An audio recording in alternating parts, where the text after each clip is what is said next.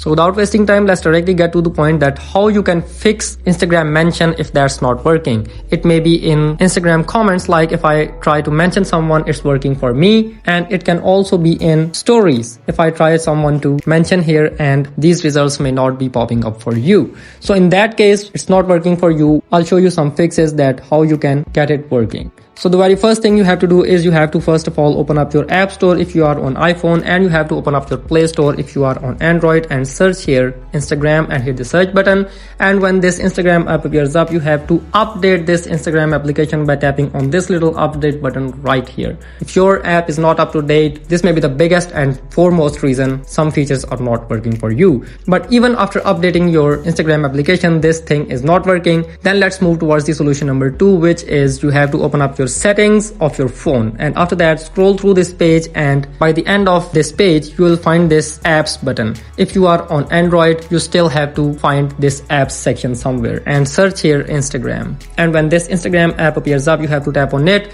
and you'll get an option to clear the cache and clear the storage on this page if you are on Android. For iPhone users, I'll tell you the third fix, which is also for Android too.